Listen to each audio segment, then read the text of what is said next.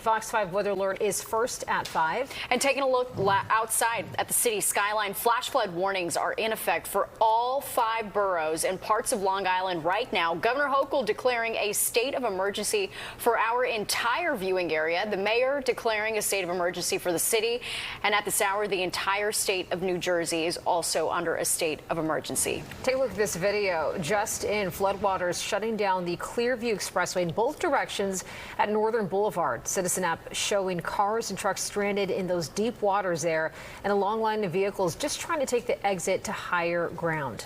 And in Bayside, Queens, heavy rain slowing traffic on the Cross Island Parkway. The flooding a major concern, even with more rain falling throughout the night. We've got Fox 5 team coverage tonight as we monitor the situation outside minute by minute. We begin with meteorologist Audrey Puente tracking the storms on the radar tonight. What's the latest, Audrey? Well, Natasha and Bianca, flooding conditions still persist across the tri-state area. We've been under the risk for a flash flood risk from New York City all the way down towards New Jersey. And that's exactly where the axis of rain has set up over the last few hours. So flash flooding is occurring in the areas shaded here in green. This is where we have warnings in effect. That means flash flooding is occurring at the moment. And we do have a lot of wet roadways out there that are underwater in many parts of the region here. We're tracking this line of storms that has been working its way from west to east here. Earlier, we had a tornado warning in and around Plainfield, New Jersey, with this one cell that has now moved eastward here into Staten Island and southern portions of Brooklyn. But you can see it's still pretty intense as it makes its way across New York City and Long Island. But we're going to go down to the Jersey Shore first,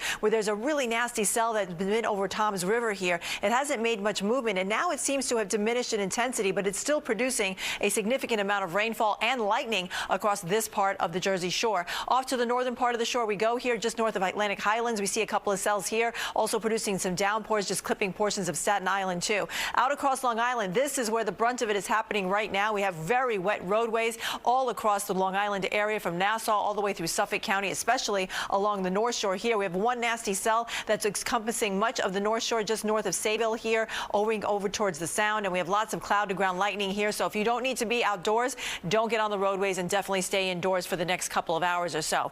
The Hudson Valley has fared the best out of all of us here. Basically, it's been light rain on and off for you, with just a couple of downpours. We're not seeing any strong storm cells here, but there is a line kind of forming just north of Monticello that will be working eastward, so you'll probably get a couple of steady rain showers as we go through areas like Walden, crossing the river over towards Dutchess County, as well as Ulster County too. So this line that we're watching to the south here, this is where the most severe weather is happening, and this extends all the way down towards Philadelphia, where we've had reports in and around the city there of 3 to 5 inches of rainfall in a very short amount of time, and that's pretty dangerous for flooding. The lighter rainfall amounts are being found off to the north here, and we see a little bit of a lull in the action. However, we're still under the threat of more showers and the possibility of downpours and storms as we go into the next couple of hours here. So we're continuing the flood watch for the entire tri-state area, and this is actually until tomorrow morning. And a severe thunderstorm watch continues until 8 o'clock for the county shaded in pink here, and that does include New York City and most of New Jersey. There's also an air quality alert for the entire state of Connecticut because of all the heat and humidity that was building in all throughout the day. And the shower threat will taper off, or at least the storm threat will taper off tonight, but we're going to still leave in the chance for a few light rain showers right until tomorrow morning, and then things get much better from there. But it's really wreaking havoc on some of the roadways, actually a lot of the roadways in transit. For that, we're going to head over to Inez Rosales to see how the traffic is doing around the tri-state area.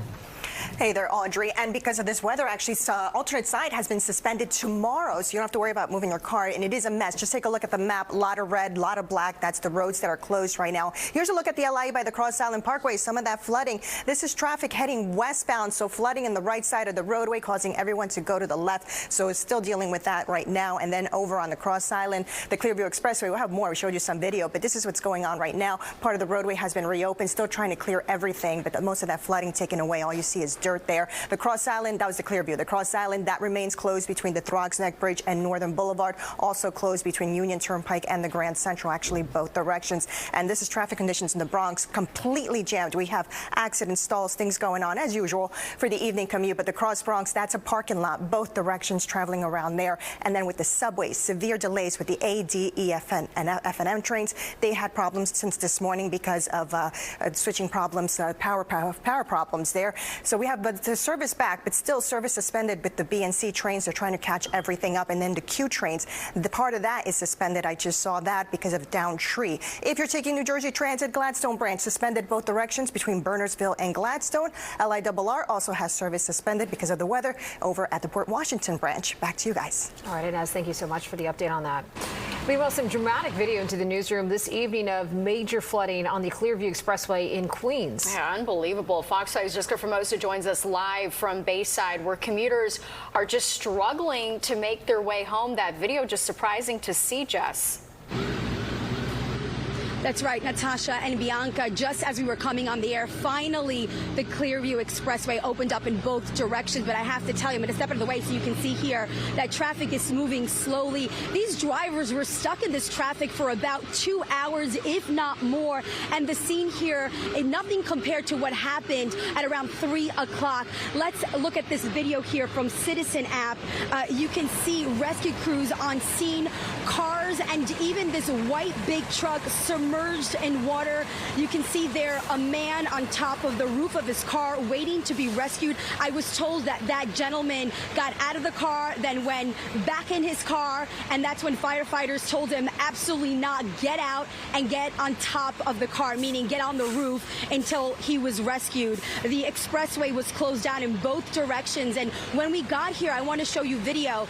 This video is when we arrived on scene, which is about 4:15, 4:30, and by then the water had receded. Still, that big white truck was here in the middle of the road waiting to be towed along with another sedan. The issue here that we saw too was that there was so much debris clouding over the drains here, covering the drains, so the water could not get by. We spoke to one man who tells us that this happened so quickly, 5 minutes, he says. He says if you were driving on this road and you said, hey, let me try to get by, you just got stuck, and that's what happened to these drivers. Go ahead and take a listen to what he told me he saw once he arrived here on scene. Yeah, water was out of control. Tractor trailer was all the way up to the wheels. You couldn't see the wheels. This white BMW was almost submerged, and the water was just all over the place. And here's video over at Bell Boulevard in Bayside, Queens. So much flooding there. You see the White Castle. This is DOT video.